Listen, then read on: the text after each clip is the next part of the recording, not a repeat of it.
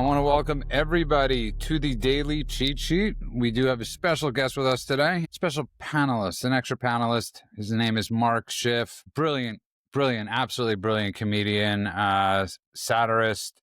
He has an amazing new piece coming out, or that came out. Mark, where did it come out? Is it the Jewish Journal? Yeah, well, you're the one that wrote it. Yeah. In the Jewish Journal that I think everybody needs to read, and I've read other stuff of yours. It's amazing. You have a YouTube show that's brilliant. You've podcast. We think it's funny. Book that came out. Why not? Lessons on comedy cards and chutzpah. And there you go. And a book about humility. And tour with Jerry Seinfeld. I was just with him at Caesars this last weekend. Well, I didn't want to bring that up. I didn't know if you're Seinfeld's opener. I tour with him. I don't want to speak out of turn. It's very easy to find out who I tour with, so it's not an issue. Yeah, tours with Leno, which is awesome. You perform in front of 30,000 people, and I thought it was very important on a day like today that we get some humor in, because I know a lot of us need it. Yesterday, this has really happened to me. I was walking in Ralph's, and it might have been 2 p.m. I had a sandwich in my hand, and I was ordering French fries, those dumb French fries from over the counter. And this woman said to me, behind the counter, she said, "You look really tired." She's like, "You look like you're in like a daze." She's like, "Tomorrow will be a better day." And I was like, "Thank you." And I realized, I mean, I was probably walking around, Mark, like many of us were walking around September 10th and September 11th. I know a lot of it. This hurt. Mm-hmm. Yeah, no, for sure. Absolutely. I was, literally started crying when I saw the crowd running away. It really was something to see those people just scurrying away so quickly, not knowing what was happening. Because they didn't get to see what we got to see at the time. It's a really good point, actually. It's something that I noticed too, and I haven't heard anyone else mention it until you, which is watching that, because there were different angles. There were about 4 or 5 different videos that came out, and I was avoiding the videos. And then I went on social media with autoplay, unavoidable. They just suddenly started popping up. And the thing that really struck me beyond the gruesomeness of the moment was everybody's reaction of the moment of realization and then pure panic. Because in this day and age, you hear something like that, you don't know what's going on. And just watching everyone just run in different directions. It struck me so hard. It was like kicking over an anthill almost. You just saw them all running in different directions trying to be safe. Let me ask you a question. Now that Seinfeld has obviously come out, Mark, you've been vocal for many years. And I encourage people to follow Mark because he's got some amazing videos on the situations with Israel, with everything. And they're remarkable that you're loud and out with Seinfeld coming out and being honest. And do you feel a little more in danger now? So he's been out there for a while. This is not something new. He went to Israel, and I went with him twice to perform in Tel Aviv. And we were there during the times of the stabbings when the people were just walking. So, yeah, it's a little more precarious now. Definitely. It's not something that seems to bother him or me. They do show up outside the shows sometimes. Just last week in Tucson, there were people outside with Palestinian flags and their faces up and all that stuff. It's expensive to see them, so they don't pay to get in. They just stand outside. One of my favorite videos is when the people inside start heckling him, and he kicks them out, and he goes, "Joke's on you. You paid a ridiculous amount of money to get kicked out of my show." It's one of my favorite things. He goes something like, when you go back to your people and they find out that you just spent $200 on a Jew, they're not going to be happy with you. Interesting about him, when they heckle him, there's no anger in him. We're trained. We're like Marines. When somebody heckles, we're ready for them. We spend years training for these people. So they're never going to win on that surface. No, he's as strong on Israel as anybody. We talk about it all the time. And he's as strong on America because he's a free speech absolutionist, and he also came out against cancel culture, which he was one of the few comedians at the time that actually did. Major props to him for doing that. And I was always saying to you, the knock or this myth that he's not an edgy comic. I think he's one of the edgiest comics of the last 40 years. He just does it in such a brilliant way. He's able to be edgy without having to curse, without having to be graphic. And I think people misunderstand oftentimes that, especially now when you see all these somewhat comics just being graphic, crude, and they think that's funny. as opposed to what he does. Well, we come from a generation, the generation before us all were clean. There was only NBC, ABC, and CBS. And if you want to get on any of those shows like The Tonight Show, Johnny Carson, you had to wear clean. That was the bottom line. The thing about the colleges, we wouldn't do well anyway in colleges. You know, we're old married Jews. What an 18-year-old wants to hear about my relationship with my wife? These people just are trying to get sex as much as possible. I've given up on trying to get it. I did colleges. I performed. They stare at me like I'm prehistoric. What's this old guy talking to me for? You say that, but I happen to be a massive Seinfeld fan, and I remember reading, and I don't mean just the show, which I love, but in general, I used to watch him before the show, and I was one of the few people, if you remember the ratings of Seinfeld season 1, I was one of the few people watching when it was still Seinfeld Chronicles and all the rest. And there's an interview where he talks about this prior to kind of the woke thing blowing up. He used to talk about how working college crowds was one of his favorite things in the world. He used to talk about how they were curious and it pushed him, and his observational humor didn't always work. So he had to like work harder and exercise muscles he didn't always exercise. So I remember him saying, I'm not going to work colleges anymore. Right. I remember there was a whole interview where, and then he mentioned it. There was that thing he did with Chris Rock and Ricky Gervais and Louis C.K. And he talked about it quite at length. I think it was called Talking Comedy. And he was. It's the interview where they talked about the N-word too, right? Where he said he didn't find anything funny in that, and the other guys did. Remember that? That was yeah. Now listen, we did colleges together. We started together in 1976. In 1980, we were doing colleges. Oh, God. Are you shocked? My God is shocked like how old I am and how long I've been doing this. I've never seen anybody scream "My God" so fast. It's like almost like an orgasm. My God. Before we get to the news, I just also want to say, I mean, it's a really cool thing that you did Carson 7 times. I got to say, especially those of us that, were home during COVID, one of the great things we were able to do is watch old clips of old shows. And sorry to date the show, but he has been off the air since 1991, I believe. And thank you for bringing a lot of joy to the world. We need it right now. Pleasure. One of the great highlights of my life was when I was able to do the show. The first show he gave me this, and then I sat down on the panel with him, and it could not have been nicer. It made my parents happy. It made my wife's parents happy, brought a lot of happiness. So happiness. I would think they were like jumping for joy in Queens or Brooklyn, wherever you're from, Flushing Avenue. So when my wife's mother found out that she was dating a comedian, she was not happy about it. But when she found out I was doing the Tonight Show with Johnny Carson, she started telling everybody about me. So that really legitimized me in her family. They go, this guy really he's not just some jerk running around telling jokes. So it was really great. That's awesome. I want to get to the news a little bit, obviously. Mend, they caught the guy. Obviously, he's been indoctrinated with the shell casings, what he wrote on them. And the family, in a sense, somewhat knew that he was unhinged. The friend that he texted to get the rifle from knew he was unhinged. And every single word that was coming out of his mouth or that he wrote on the casing was the media narrative.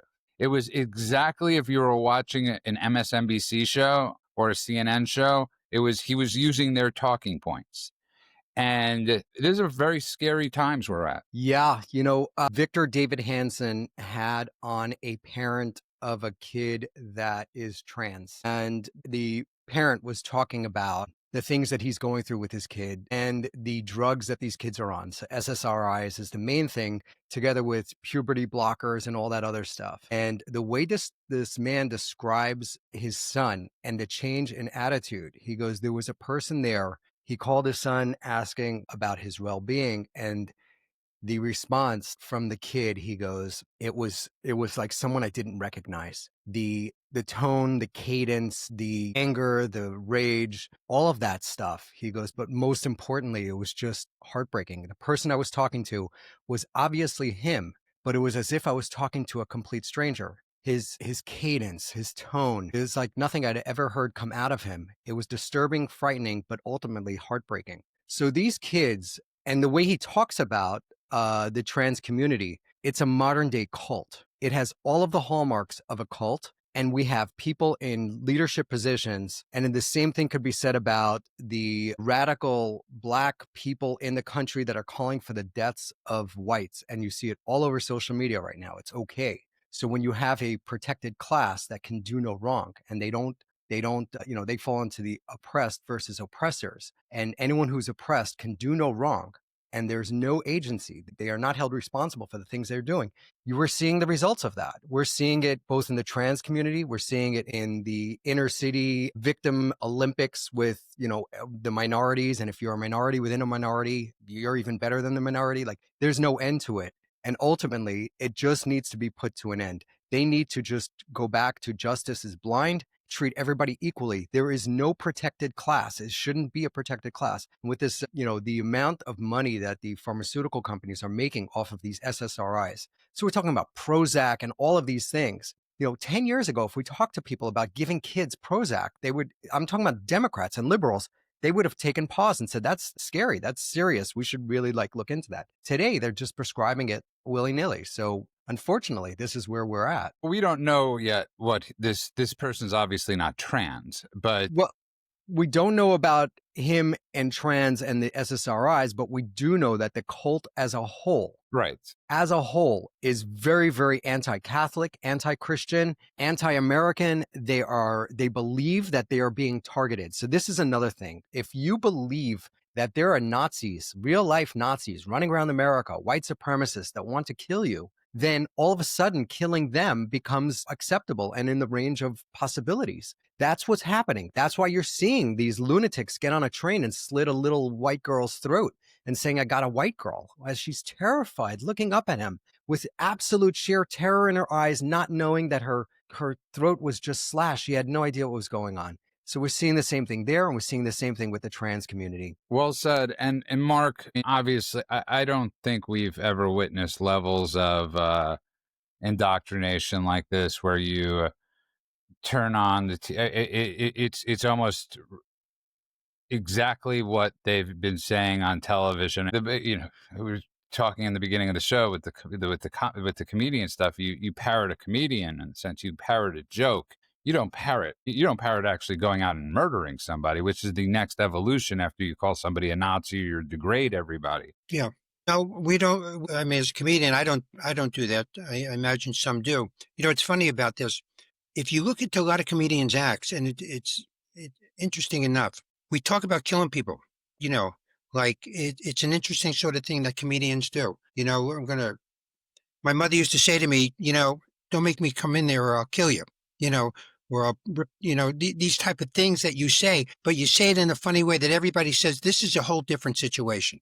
When, these guys start carving things on things and dressing a certain way, it's very bizarre behavior. Golan? Yeah, we talk about this a lot, and I think it's worth revisiting as often as possible, which is when you tell everybody that certain group of people, of course, they always fall back on the word Nazi, but regardless of what it is, you're telling them they're murderers. You're telling them they're Nazis. You're telling them they want to take away your rights. You're telling them that they want you dead, or that they think you are not fully human, or whatever it is that they're saying. When you look at The Guardian and they put up a headline, "The Reich stuff." It's a real headline. I'm not making this up. It sounds like a joke. It's not. What does Trump really have in common with Hitler? Or when MSNBC is showing literal footage from Trump's campaign event at Madison Square Garden and splices into the video actual footage from the 1939 Nazi rally. And I can give 1,000 other ones, Seth Meyers, the supposed comedian, right? Talking about how the word alt-right and even right-wing or extreme right, all these things, we should do away with all those terms and just call them what they are, which is Nazis and white supremacists. I mean, we hear it constantly. Those are 3 examples. I have a list that I was reading the other day. It's endless. Scrolling, just number of times. And I'm only talking about mainstream media. Then you talk about what's going on in social media. You talk about what's going on YouTube. You're talking about what's going on with influencers. It is endless and nonstop. So if that's happening, how do we expect anyone not just not to react to it, but to think, oh, there's a human being in front of me? Because I keep hearing this thing. This was a lone wolf. Now I'm hearing it this time. I've heard it 1,000 other times. Usually when something happens, when it's violence coming from the left, they don't apply it to a group. They say it's a lone wolf. The problem is the concept of a lone wolf means one person had some kind of, let's say, indoctrination or mental deficiency or whatever it is, and they've decided to act. What if there is no lone wolf? What if there's an entire cabal of people that just happen to not know each other? And they're all being indoctrinated by the same group of people, whether it's the media or academia or Hollywood or big tech or what have you, right? All these influencers pumping this poison into their brains 24/7. Well, then it's not a lone wolf anymore. It just happens to be one of the Manchurian candidates that's sitting there ready to be activated. That's how I feel we are. Mark, I think that's a great point you just made. I agree. This guy that too, I was telling Jude earlier, he's a good looking guy. And like Mangione, it's these good looking guys that do this. And I'm not saying they do it for this reason, but he's going to get a tremendous amount of marriage proposals in prison. They all get that. I mean, the Menendez brothers, they just come out of the woodwork to marry these guys. Yeah, we brought that up, by the way, on the show the other day, the insanity of, you're completely right with this line of thinking, because it's it's in such relation to the people and with people associating with Free Palestine or loving, the people that put on the head scarves, the keffiyehs and all that stuff. It's like you're sending a love letter to people on death row. That's who you're falling in love with. And you never see like 300-pound people doing this because they know they can't run away. It's just not going to happen. They'll get caught within like 30 seconds, trying to run through a field. It's impossible. They'll have a heart attack. By the way, you mentioned running away. We saw the video of this guy that they caught now, and he's jumping off the roof and he's walking through, he's really trying to get away. Whereas if you look at someone like, what was his name? Elias Rodriguez, the guy who shot the 2 Israeli diplomats, he walked in, sat down, said, "Free Palestine, I'm the guy." He wanted that recognition because of what had just happened with Mangione, as far as I'm concerned. I'm speculating, but I believe that's it, is he recognized, as we talk about a lot, these days, they're celebrating murderers. They're celebrating people who break the law, but they're celebrating all the way up to murderers. But Mangione now has a Broadway musical that is being written about him. And that's not a joke. You can look that up. That is a real thing. And Elias Rodriguez had the socialist, the Democratic Socialists of America, DSA, came out with a big press release. By the way, it's the organization that AOC belongs to, that Bernie Sanders belongs to, that Zoran Mamdani belongs to, that Ilhan Omar belongs to, all of them. All the crazy people belong to that. And they came out with a press release that said, we're A-OK, release Elias. He killed the 2 Israeli diplomats, and they are just casualties of war. We're cool with it. So if this is the world we live in now, why would other people, there used to be, if there's a consequence, you say, I'm not going to do it. But now the consequence is you become a hero? Yeah, you know what? I want to say before I get to men, Mark, you actually brought up a brilliant point. I'm not even sure that was the reason you brought it up, but it was a really brilliant point when you bring up Netflix highlighting the Menendez brothers, right? You bring up Netflix highlighting these death shows oftentimes, the Boston bombers. I mean, you could really the list goes on of who they've sort of put this insane, weird shine on. And it's without a doubt, these people watch these shows. So that's another form, I think, Mark, of indoctrination. When the Menendez brothers are being celebrated and there's a movement out there to get people like them out of prison early because, of distorted history, it's a very fair comparison. So I'm really glad you brought that up. We could trace everything back to the DEI regime. And it comes down to, if you have a protected class of victims, everyone else is oppressors. The oppressors deserve no sympathy. Everything they get, they deserve. And that's kind of where we could trace all of this lunacy back to. So you have people that are just, they feel like not only do they get away with it, but they're celebrated. And Mangione, you talked about him.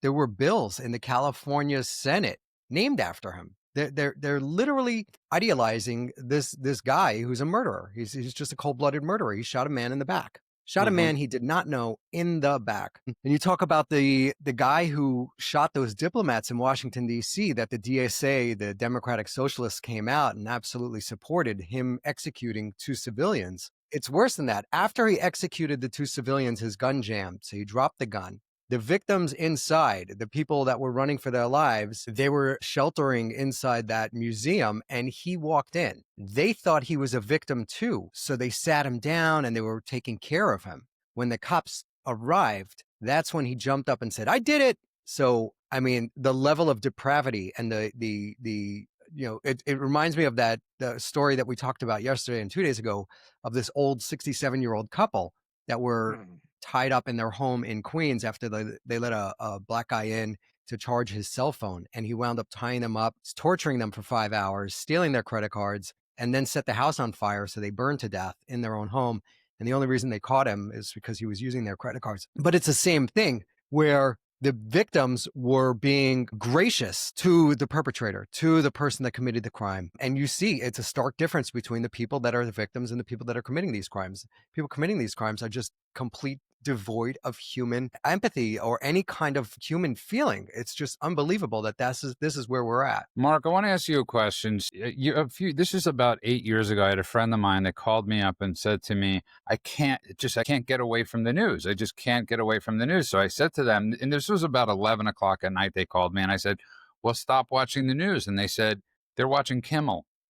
And I thought, and that's not a joke. That's actually happened. When you did Johnny Carson, this was the furthest thing from anything you would ever think about talking about. So people aren't just being indoctrinated through, media. I guess the late night became the new media. That's why they're failing so much.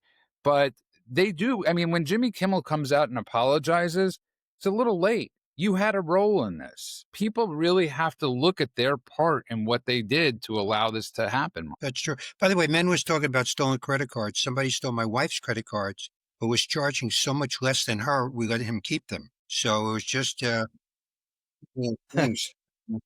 Depends who has their hands. Thank you, Henny Youngman, for that joke, by the way. That was my wife had plastic surgery. We removed her credit card from her hand. So it was, thank you, Henny Youngman. Johnny and even Jay talked about it. There's a video out of Jay talking about, not politicizing that seat, being a host of a talk show. I have no idea who Johnny Carson voted for. I had no idea. And I didn't know about Jay. And I spend time with Jay now, and I still don't know exactly. I know he doesn't like certain people, but I don't know who he voted for. And he's against, these guys taking, that one side. You're going to lose 50% of the audience at any given moment. And obviously they don't care. Carson, these guys used to have millions and millions of people. Some of them now, these guys have 1.3 million people. That's not, and they don't watch the show. They look at it on their phone the next morning, cherry pick the one act they want, and then that's the end of it. So I used to look forward to those monologues. I can't take them anymore. Yeah, well, I mean, they're not monologues, Mark. They're political. They're political statements. And their political rants. And, when you're on a public stage, you have a responsibility to the public to not gaslight them. And when you're... My responsibility is to entertain. That's it. Same with Jerry. Same with Jay Leno. We're very old-fashioned that way.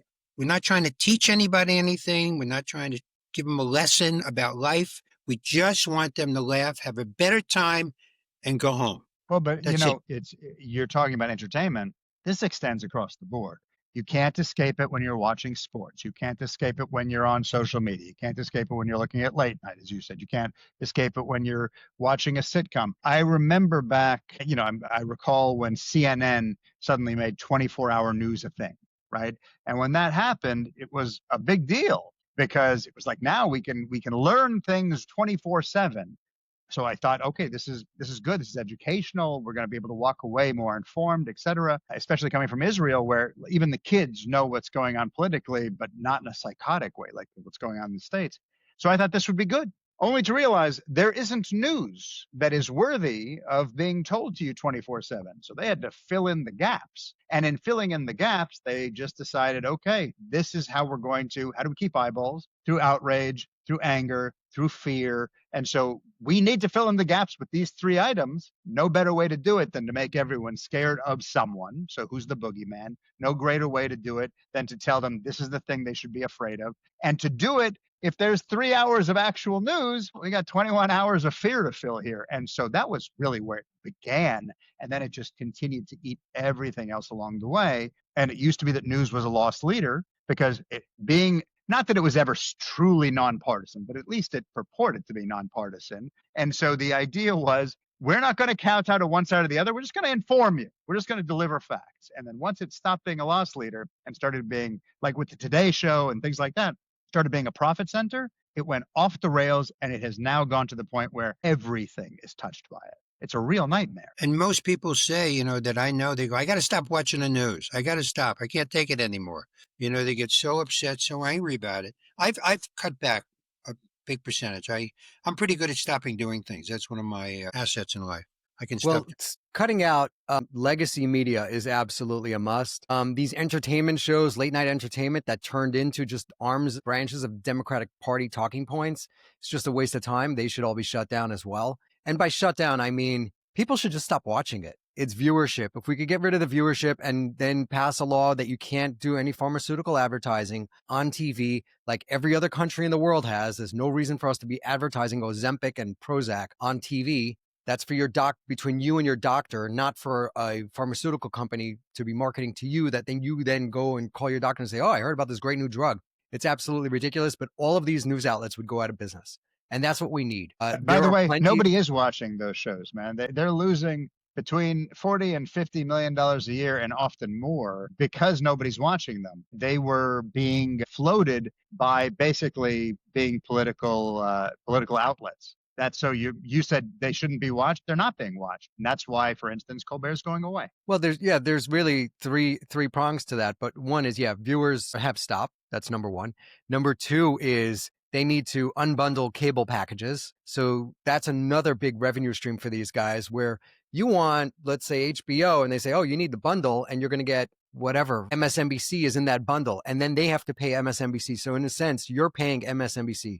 And if they just did a la carte cable would stop bleeding users, but I've cut cable. That's a fantastic point. You're 100% right. Listen, as we constantly discuss, by having the United Nations here, we're in a sense supporting Gaza. But before I get to the UN, though, and their resolution today, because Mark's been outspoken about Israel for, I think, since he's probably been born. What country is that? Sorry? Israel. Oh, yeah, I've heard it. Mark, I was watching a clip of Charlie Kirk, and this is the great thing about people that put up clips, whether they're Charlie Kirk's, which were really beautiful clips, or clips like you put up, which are comedy, which could make people laugh. And I was watching one of his clips where he was talking about that he observes the Sabbath, and not fully like you do. You're an observant Jew and you observe the Sabbath. And he was talking about it being, and it's Friday as we're coming up on the Sabbath, how he would put his phone away for 25 hours and just decompress. And his wife was in the video, and even these, just to think about the images of, what the family must be going through. But it was such a lesson of, we talk about turning things off, and he was, you reset. The Sabbath is a reset. And he was talking about that from the Bible, right? 6 days and seven, and then God rested. And then there was rest. And you do that. How beneficial is that in your life? It's incredible. People that keep it are like the most environmental friendly green people in the world. These Jews, they don't drive. They don't burn any gas. They're not burning extra electricity. They're not turning on stoves. They're not, I mean, if the world did that one day a week, there'd be no gas shortage. It'd be so much cleaner world. It's incredible. It's my kids, a great example, because we did Shabbos every week when I was home and all that.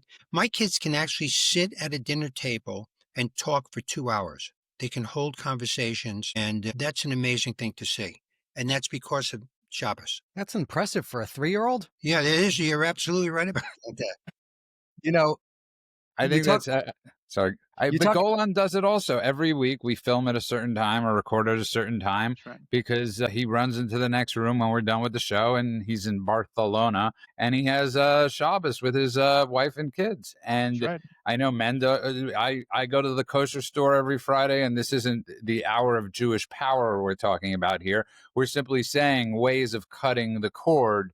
And this, Golan, how many people right now are just watching? It's like, remember after 9/11, 6 days, 7 days, you could not take your eyes off the television. How many people have not taken their eyes off the television? Absolutely. I mean, look, there's a handful of moments in history. You think about the Jack Ruby shooting, you think about 9/11. There's certain things that when they happened on camera, it was something where you sat in front of the TV and you just looked at it. Now you don't have to. Now it shows up on your watch. It shows up on your phone. It shows up on every screen you pass. It's like watching Minority Report, but it's come to life, and all the screens, instead of your eyeball, are watching a family man and a father of two get shot in the neck. And it's something that's horrifying. And these are things that people don't consider because they're so desensitized now, which is how they can, celebrate and dance and sing that a man has died, is we're also desensitized.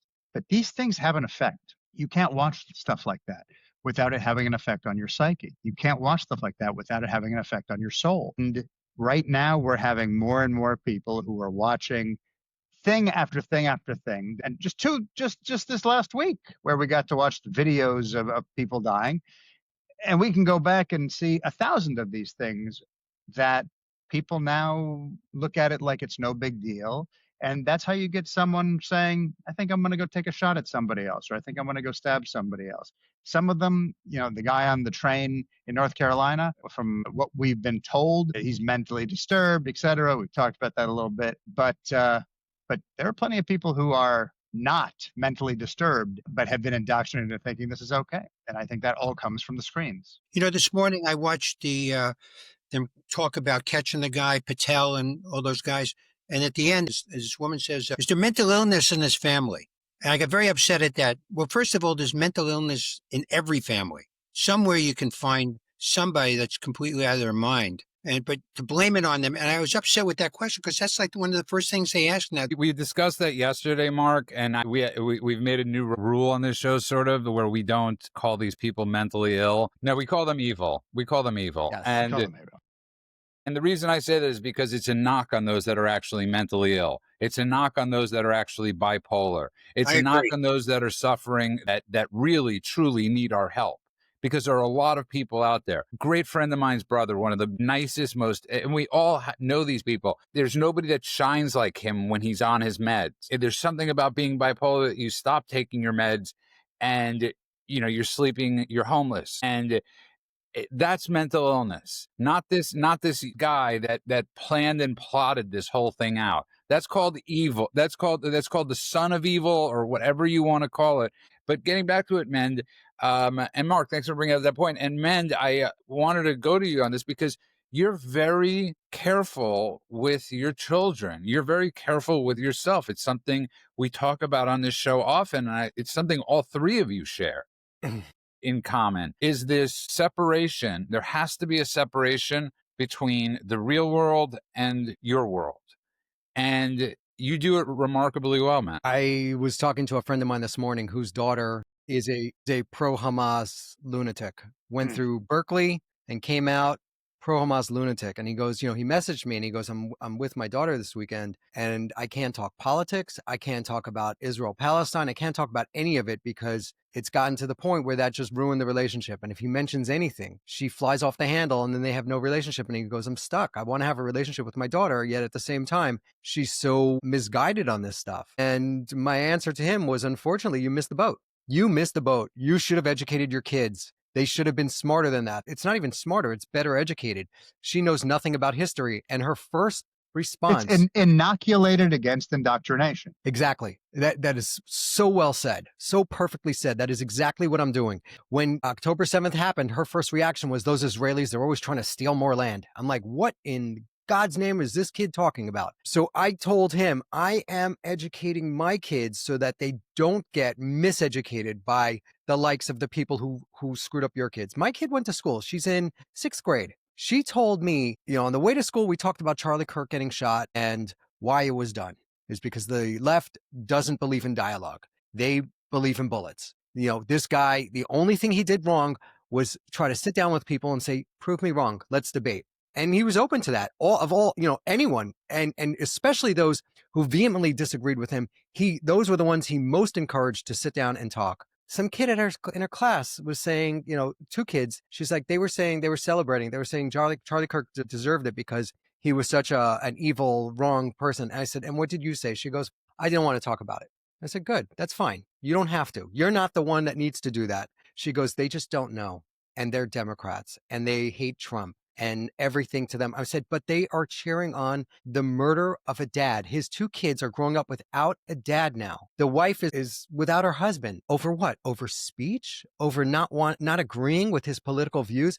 My kids get it. And back to something that Mark said a minute ago about if we all stop driving for a minute, for a day for the I thought Sabbath. that was a brilliant point. Like, that was so funny. It was great. Brilliant. It was a brilliant joke, Mark. I love the fact that Charlie took a day of rest. In the Old Testament, it says 6 days God created the world, and 7th day he rested. Whether you believe in it or not, there's something very therapeutic about taking a day to be with your family, sitting down around the table, having a meal, and just discussing dialogue, as Charlie Kirk so eloquently did with all of the people that followed him. So I think there's something really beautiful to that. And I applaud Charlie for doing that, for having the foresight. And his pastor, it was actually a pastor of his who convinced him to do that. So I believe that he was living in the model of Jesus, and Jesus rested on the 7th day, and so did Charlie. So God rest his soul, and he's up there now with God, and I hope he's shining down on us. I think that's really beautiful, man. I think just like we talked about yesterday, we talked about sitting Shiva, and we talked about yurtzeit. I don't want to blow up everybody's spot saying you should check out the Jewish traditions, but Charlie certainly was a big fan of them. There's video upon video of him being like, "You're Jewish? Shabbat, that's my thing, woohoo!" Like he recognized where they came from, and these are things that help you keep your mental health. They help you keep your physical health. They help you keep your relationship strong. I agree with you, man. I think it's a beautiful thing, and I love that he was proselytizing about that. And I also think it's beautiful when you watched him on the campuses, talking to the LDS, talking to he invited everybody in, and he wasn't proselytizing to them, saying, he was just acknowledging their own faith. And what an incredibly beautiful thing that he did. I mean, that's the most heartbreaking thing about this. He was just this beautiful soul that wanted to love all. And you could tell sometimes you could see the restraint he had of pen and tongue when people were coming after him during these debates, man, of not unleashing. I mean, what? Can I tell you, I watched a video. So I've been doing what you said, Judah. I've been going back and watching videos of him and his debates and his speeches. And there was one that just blew me away. And this woman comes up, very heavy set, colorfully, makeup everywhere, whatever. And the first thing he says, if you can hear some people in the audience starting to make some noise, he says, "Hey, this is about being respectful. This is about discourse. Treat her with respect." Like, it was the first thing that happened. And then there was a moment, and there was an exchange that I couldn't hear. And he said, "Okay, sir." So I guess it was a trans thing. "Okay, sir, nice to meet you, sir. Go ahead." Like, he was trying to be respectful, like, let's have a dialogue. And the person came up and said, like, with a gotcha question in hand. You could tell they had practiced this. They were ready to go. "So are you a religious person?" He's like, "Yeah, he talked about scripture. He talked about Christ." I said, "So, are you pushing these particular laws because they come from scripture, because they come from the Bible?" And Charlie, like, very calmly said, "My morality comes from there. It's some of the reasons I make my decisions. They stem from concepts that exist within the Bible and exist within Christ's teachings. But everything that I advocate for also is grounded in common sense and logic and non-religious law." And the person was like, asked the same question over and over again. But are you sure you're not advocating, like, for abortion, for instance? And then he very calmly spoke about, in a non-religious way, he said, "Here's my religious reasoning behind it, but here's the non-religious reasoning why." And he went one at a time, very calmly, back and forth, back and forth. And you could see the person being disarmed, not because they were like being owned or something. They were being disarmed by logic, by civil discourse, and also he has a natural charm, right? And by the time it was over, the person said, "I had a whole speech I was going to give you, but I see it's not necessary now." And he said, "I'm just curious, before you go, can I ask you about, it seems like you were ready to go after Christianity." "Yeah, I'm anti-Christianity." "Well, can you explain why?" And again, very civil. And at the end, he said, "I hope that we can earn your trust back and bring you back to Christ, and we'll pray for you." And it was so beautiful, man.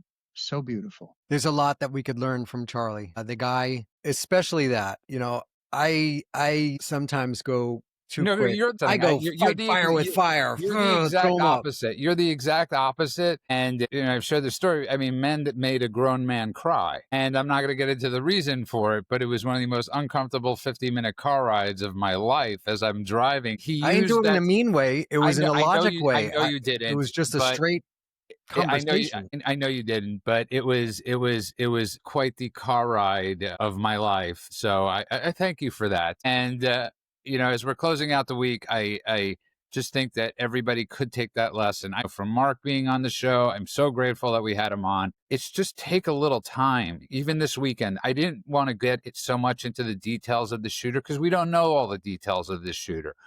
But we know one thing, as men brought up, his eyes. There's no glow there. There's no there as you're looking at these pictures of him. And whether that's from indoctrination or medicine or whatever it is, this is the challenge that parents face these days, is seeing these kids on college campuses. And this was what Charlie was trying to fight. This was what he was trying to get them away from, not having that stone face and actually seeing that there's a light out there and there's a life out there. And, and we always bag a little bit on Mend about his weekend activities because we all know he's going jogging this weekend. He's going to play tennis this weekend. He's going for a 50-yard run this weekend. We're busy.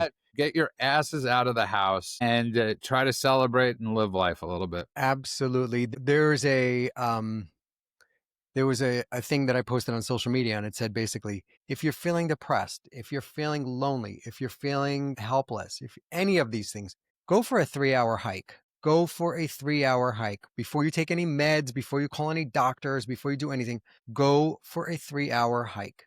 We are so disconnected from nature. I even, I have my kids and myself, we walk around, my wife hates it, but we walk around the backyard barefoot because there's something that you get just by connecting to the land. You need to do that. We all need to get our toes in the grass every once in a while and just feel what it's about, what life is about. Because this online thing with social media, especially with kids, it's so toxic. There's so much junk. But you know what? Can I say something to you? Such a brilliant point that you're bringing up right now. And I'm going to tell you why it's such a brilliant point what you're bringing up right now without even realizing how brilliant of a point you're bringing up right now. Charlie Kirk could have very well insulated himself, right? He could have gone to safe spaces and he could have just as easily had these reels put up. And he could have just done it on his podcast. He didn't have to go out and meet. Right. But even then, he could have gone to safe colleges. He could have gone. He exposed himself to. He could have had bulletproof glass in front of him. He could have done 1,000 different things. I wish he did. That's the one thing I wish they would have done. I wish his team would have checked the roofs, just like we saw in Butler, Pennsylvania. They didn't check the roofs. I wish they had done those things. There was a company a few years ago that had these blow up airbags that were bulletproof. And the second it would hear a shot, it was based on sound. These things would go up in a milliseconds, fast enough to catch the bullet. And it was made for that. And I looked it up when Trump got shot in Butler. And we were going to pass out to the people that we know in the administration saying, you need to get these things. Company unfortunately went out of business. But yes, there were protective measures that I wish they had taken because we talked about yesterday, as I was discussing with my wife and kids, the trajectory of our country changed. You have no idea how many people were influenced by Charlie and how many people would have been influenced by Charlie.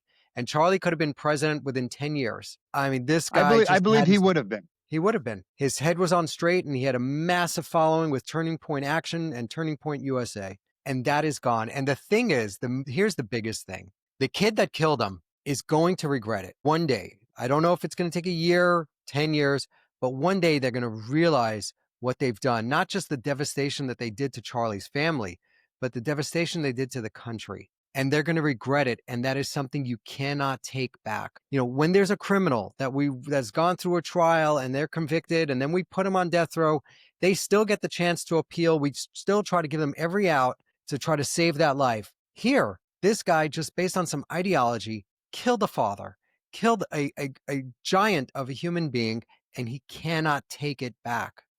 There's something so strangling. It's so restrictive. It's so suffocating. Suffocating is the word. The finality of what this guy did. Yeah. I mean, it was brilliantly and beautifully put. The only thing I don't know if he'll regret it. And I was up really early this morning because I had to go to the dermatologist, and I was listening to President Trump on Fox and Friends, and he was talking about how in China they have the speedy trials. And he's like, why should we feed this person for 6 years, for 8 years? Let's have an absolute speedy trial for this person. This should be happening all the time. We should be having these speedy trials with this guy in North Carolina, with the person in Arkansas.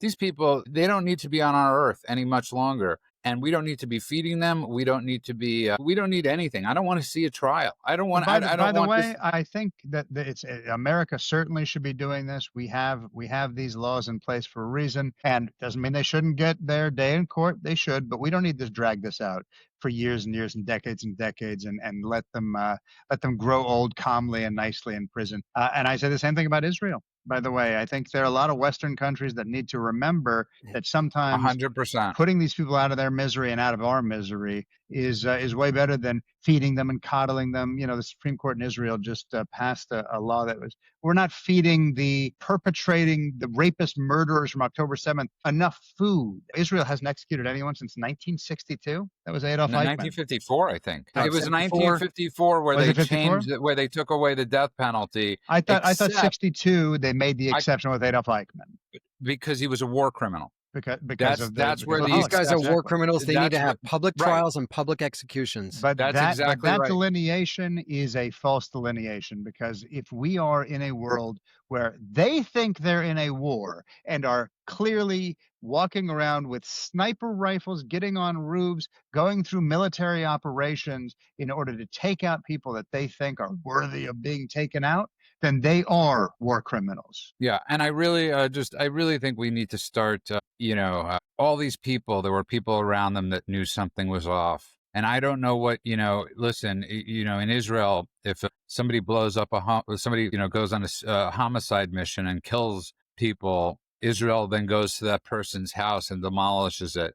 There is a point where you become an accomplice if you know somebody is so out of control. You simply can call any mental facility and 5150 them. That is, if you're a loving family and a responsible family and somebody in your life is that out of control, you 5150 them. You get them locked up in a psych ward for at least 72 hours. And you say they are a danger to people. So that friend that he texted to get back his gun, everybody has to have the microscope on them. The only way we're going to combat these future things is if everybody in their lives have their lives turned upside down. And because they were also a radical family. They were discussing this over the dinner table. This was dinner table fodder. Not just the family, the elected officials that are inciting this stuff, the Soroses that are funding it, Yes, all everything. of them. This Justice Department really needs to go after all of them. And I they're really talking think there needs to be a real push for the Attorney General of a place like Arkansas to go after these judges. They need to do that as well. The administration and all public figures are now stepping up their security. Stepping up your security is fine, great, but that threat is elevated. It's out there, and until you scare the bejesus out of these people and let them know that if you make any of these public threats, you're going to be in jail. Your family is going to be under scrutiny, and if they're involved in any way, they're going to be in jail. And just really clamp down on this stuff. It's our only way out of this. And this is where I'm starting to agree with you more and more every day. And I'm getting pushback sometimes on Truth Social for talking like you now, where the FBI and the DOJ really needs to, this has to be warp speed what they're doing. We can't keep slow rolling things. I just want to say this. John Bolton wrote a book of classified information. Okay, Kash Patel, Pam Bondi, there's your evidence. Your evidence of James Clapper, Comer, all these people lying in front of Congress, we have it on video. We have evidence of judges releasing murderers onto the street. Okay, what more evidence do these people need for an indictment? I don't know, Golan. But they need to start moving their asses, and because people want to be safe and they want to be prosperous. And if we want to win those midterms, we pray that the markets don't crash, which I don't, and we cannot have this happening on our streets anymore. We cannot have this. We literally named one episode, "Hey, John Bolton, if you're committing crimes, don't publish a book with the evidence against you." And we named another one, "It's time to stop making accusations and giving speeches, and it's time to start doing something that actually is consequences." And both of those things when you combine those two together, you should have a case. That's it. That's one case. You're welcome. Yeah. You should be moving. And the fact that you have people like us saying it, and yet the Department of Justice has been silent about some of this stuff is infuriating. It is about time, because as we see over and over again, as we continually talk about, if there are no consequences, then nobody learns anything. If you say we condemn, or that guy did something, and then they don't pay a price for it, then the next guy knows all they're going to do is pay some lip service. I'll do it too. What's going to happen to Mangione? He'll become a hero. They'll do a Broadway musical Yeah, I thought about that was him. such a brilliant point brought up by Mark. Is like these Netflix specials that glorify and show these people about their looks and all that stuff. There's something Zac deeply Efron psychological. playing. Yeah, I mean that's Yeah. it's an absolutely great point, and it is about the sensationalization of all of this and making them out to be folk heroes. That's why That's when why you I watch hate when they something name like them. I'm with Gutfeld. Charlize Theron playing Wernos in Monster, she Yeah. wins an Oscar. Everyone's like, "Oh God, now I realize she was abused, so I'm sympathetic." And this, like the Menendez brothers, suddenly everyone in Hollywood was like, they should be out of prison. It's like you watched a TV movie that was sensationalizing two guys murdering their parents. So regardless of what excuse you make, this is how you get to be pro-Palestinian. You don't use critical thinking. You just look at, okay, there's something I don't like, and now they're doing something terrible. I'm not going to judge the terrible thing. I'm just going to judge the reason that I think is the reason they're doing it. It's ridiculous. And it's by the way, just I stopped watching Law and Order SVU because they took every case on that show of real life and they warped it around to make the perpetrator the victim. Almost every single episode of theirs is exactly with what with the Warnos thing or any of these things. Right. These people are not victims. They are the guilty. They are the murderers. Let's just stop this crazy nonsense. And again, I heard before we end, I heard Yeah. the worst possible take on the Charlie Kirk murder coming from some scholar, some lefty scholar on talking to the BBC, and she goes, this has been a cycle where people are not seeing justice and they don't feel like justice is being served. And take the January 6th, for instance, all these criminals were let out of jail and the people on the left are feeling helpless, and then they turn to guns. So she's blaming it on Trump and the January 6th hoax. And that's why Charlie got shot. Like, these people are just... So is that idiot Pritzker from... and you know what? Also, stop saying how easy it is to shoot from 200 yards away. Might not be the best idea for these people to be saying on air, yeah, it's an easy shot. You know what? Stop saying that, okay? Because people hear that. People actually hear you saying, all you need to go do is get a scope and get a gun and go to the range a couple times, and you too can do that. It's like you never ever heard this with bombs, right? You hear people say, so easy to, you started hearing that a little bit, and that's why they pulled a lot of stuff off the internet go on. But this is the craziest message I've ever heard in my life of people saying, it's a really easy shot. Because people like me think, oh my God, I can never, in my wildest dreams, 200 yards away, I couldn't hit something that was 10 feet in front of me. You're talking to somebody who operated within, the shooters unit. And so I do know how hard it is. I do know how much practice it takes. And I do know that it's not as easy as it sounds. And also, even if it was, I wouldn't go shouting about it and letting everyone know how simple it would be to start doing this en masse. The idea that we say the names of these people, the idea that we talk about their history, I get it. We want to know. Everyone wants to know everything all the time. I frankly don't care. I don't want these people celebrated. I don't want them to have any hero worship. I don't want to know the name Mangione. Stick to my stomach that I know any of these people's names. I want them to be arrested. I want them to be put on trial. I want that trial to be quick. And then I want them executed, because animals do not deserve to walk amongst us. Yeah. And 100%. And I got to give props to people like Laura Loomer. I really do. I don't always, there's two Laura Loomers, and just like there were two Ann Coulters, and now there's just one crazy Ann Coulter. But there are two Laura Loomers, and the work she tries to do to protect this country is so above and beyond. And she really needs to get the credit for that. Obviously she says some crazy shit sometimes, but the work she does in trying to rid our government and our country of extremists is really second to none. And I really have to applaud her and congratulate her for doing that. I don't know why I decided it, because I see on X how much she does that stuff, or on Truth how much she does this stuff. And sometimes you got to give credit, you got to compartmentalize. Mark, I want to go back to you though, because in your wildest dreams, so now it's being reported in Boston College, and I'm sure this is going on all over. There's a site where people could report people that are celebrating his death. So people have been uploading tons of photos. But kids on campus in Boston College, the Republicans are terrified right now because people on their campus are celebrating, and they're calling the heads of the university to help protect them from being assaulted. And obviously, this is after October 7th. All parents, no matter Jewish, non-Jewish, Christians, should have started really looking at and evaluating where they're sending their children to school. And especially the coastal cities, or obviously Boston or any of these places, they should have been really looking in depth into that. There's nothing wrong with going to the SEC schools. I mean, go to Florida. Go to Texas. These are some amazing schools. We really have to start looking at bankrupting these schools by not attending. If you don't want Republicans there, okay. You don't want Jews there, okay. Have at it. May you have the dumbest campus in the United States of America, Mark. Yeah.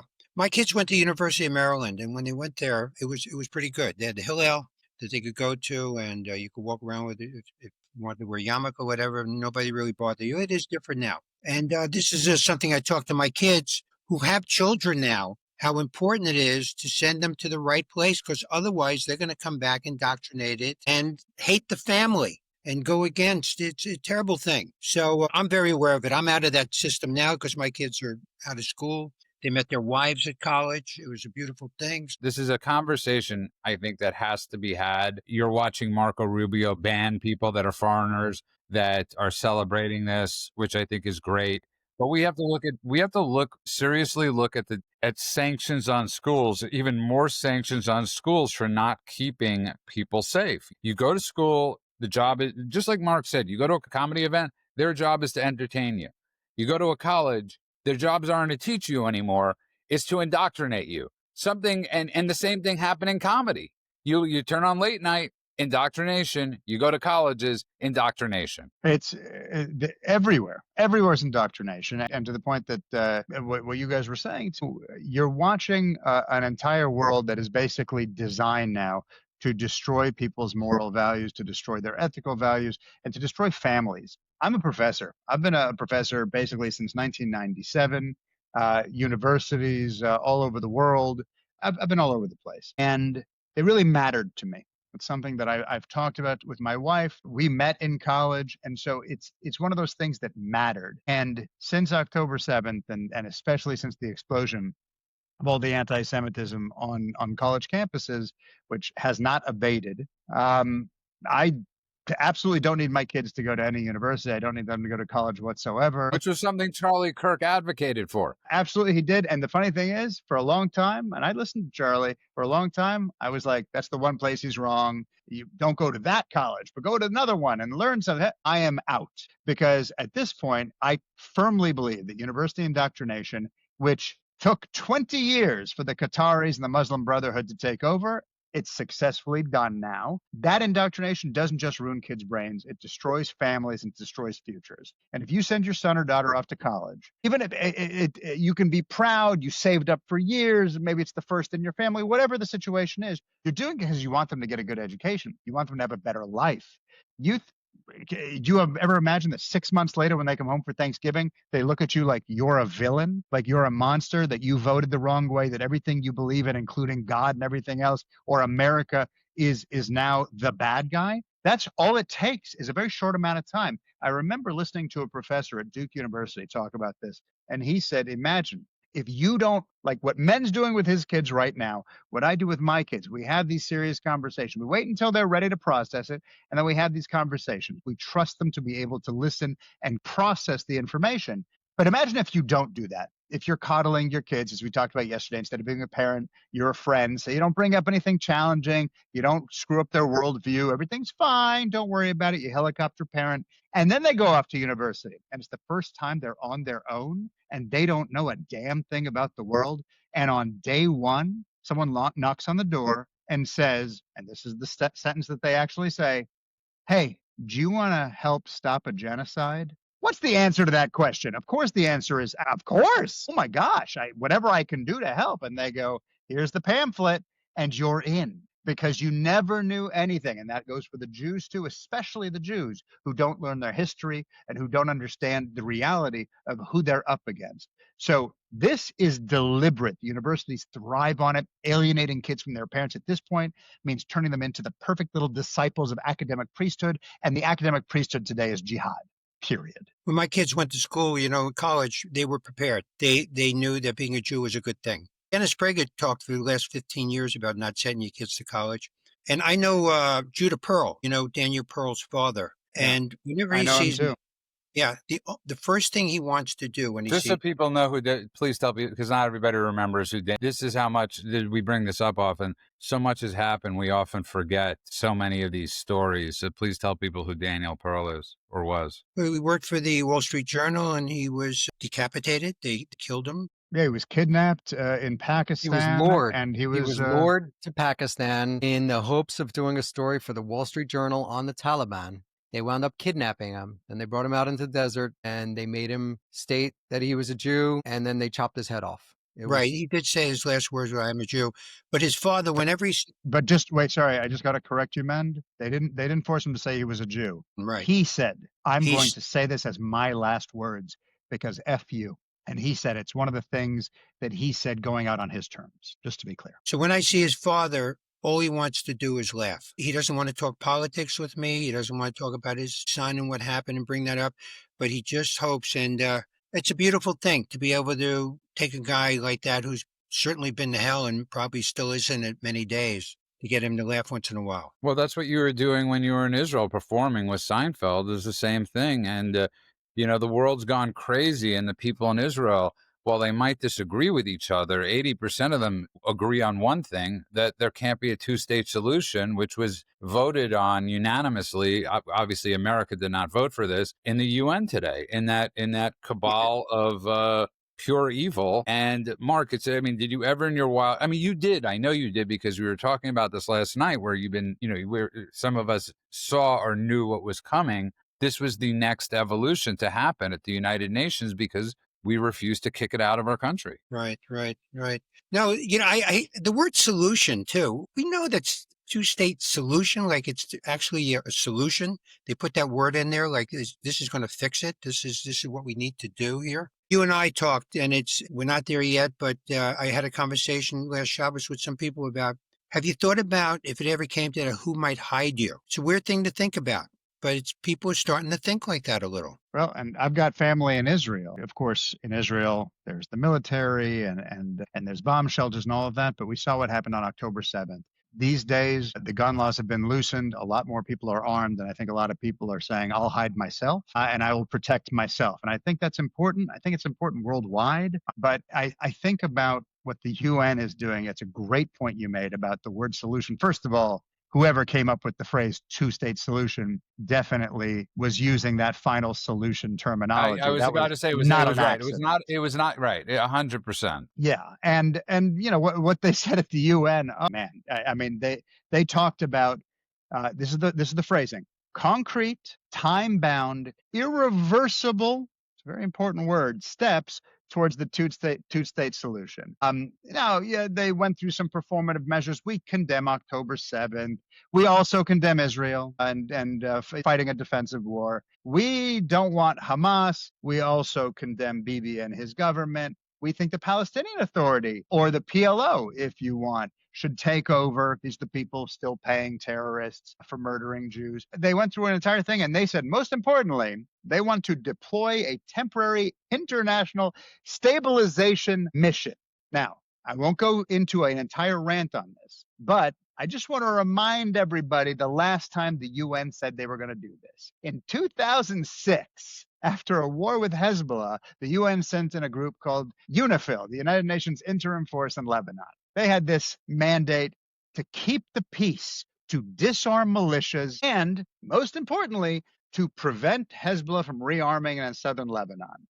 So they were the buffer, and that we handed everything over. Israel said, go ahead, thank you. You took over. This is the resolution. We are following exactly what you wanted. And the UN at that point, at first I thought they only became glorified bystanders, but then little by little, they actually became complicit in Hezbollah, not only rearming, but going from about 10,000 rockets in 2006 to about 150,000 rockets in 2023. And this is all why UNIFIL patrols were supposed to be keeping weapons out of the area and getting them to disarm and everything else. We've seen this movie before. And much like a bad sequel, we know exactly what's going to happen before it happens. So to pretend like this BS at the UN today is going to have any other outcome, if anyone takes it seriously, which no one will, is ludicrous. It's important to remember that the area that we called the Mandate of Palestine encompassed Israel and Jordan. And the country of Jordan was created for the Arabs, and Israel was for the Jews. And now they want to take more of it. So, and if you go back to Talk biblical about what Israel, percentage of the Mandate of Palestine was handed to the 78% went to Jordan, to the Palestinian. to the Palestinians in Jordan, and 22% went to the Jewish Israelis, who at the time identified as Palestinian, and the Palestinians who call themselves Palestinians today, back then called themselves Jordanians and or Arabs. Syrians or Egyptians. Al-Masri is the biggest Arab family. It's the biggest clan in Gaza, and Al-Masri literally translates to the Egyptian. That's where they hail from. That's where they're from. So made up people, made up place. There are a bunch of Arabs that are no different than the Arabs that live in Jordan, and Jordan should be their state, and Israel should remain its own state.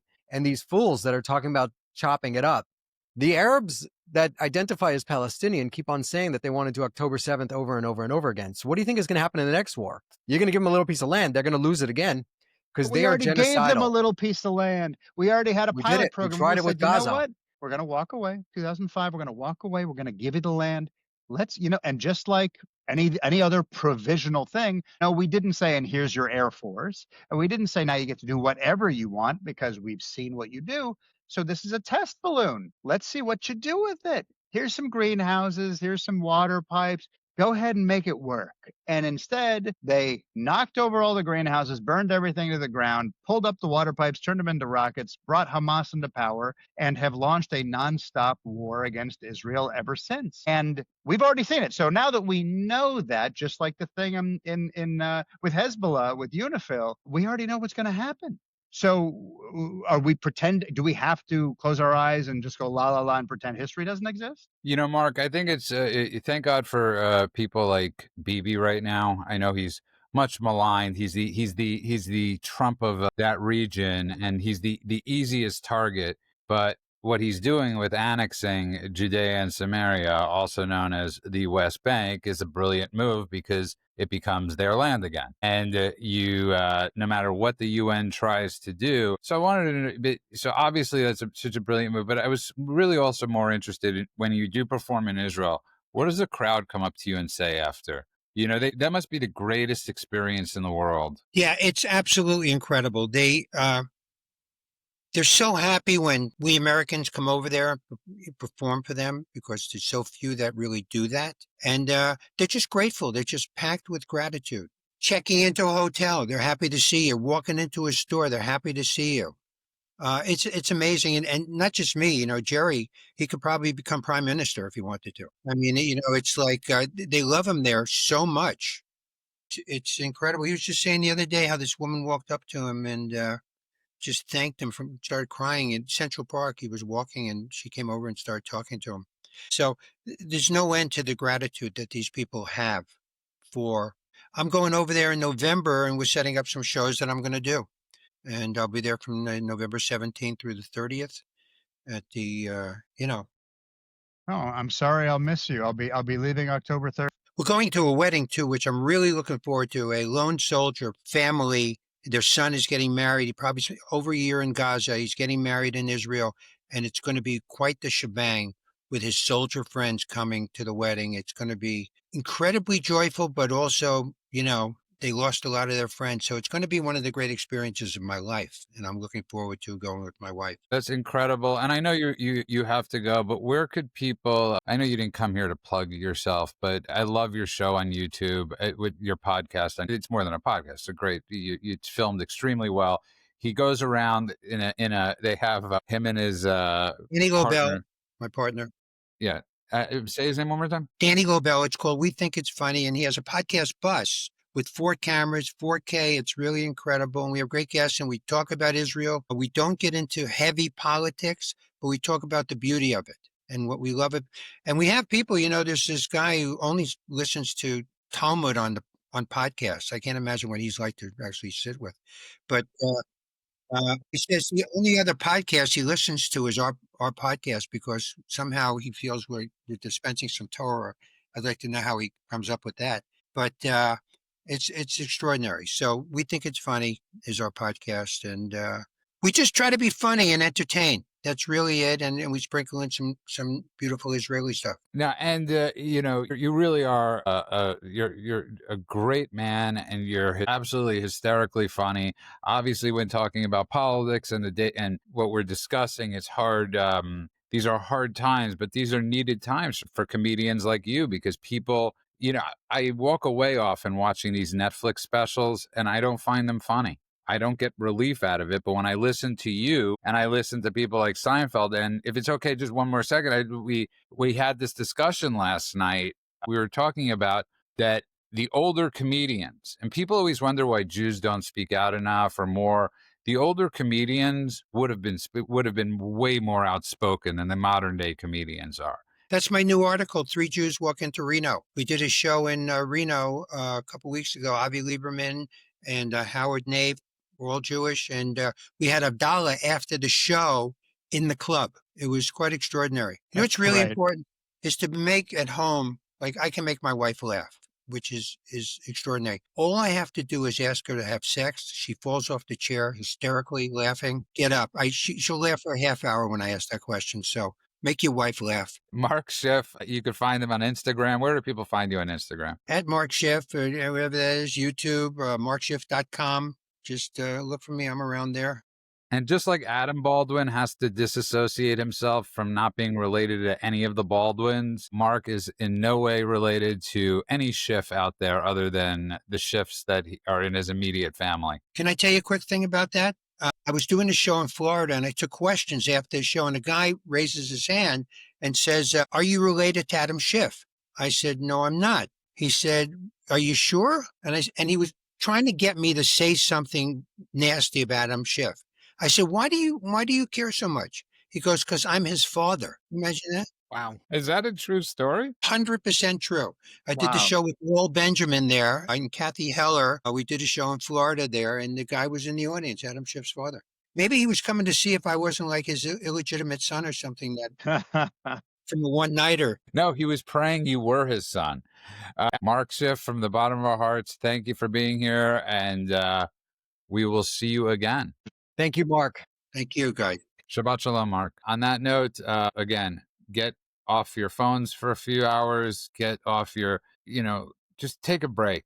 Really take a break. This has been a lot. This has been endless violence we've been witnessing on television. Endless violence. And it's not television, it's in the news. And it's too much. I think it's too much. So go to Mark Schiff's website on YouTube, watch his interviews with Paul Reiser, with Jay Leno, whoever it is. They're fantastic. You don't even necessarily need to watch us. Just escape the news for a few minutes, but we do have humor on our show, so don't escape us. And you can follow us everywhere at thedailycheatsheet.com. That's thedailycheatsheet.com. You can find all our links over there. I want to thank everybody that's been following us and downloading us. And I want to wish everybody a good morning, afternoon, and night world, wherever you are. God bless you all.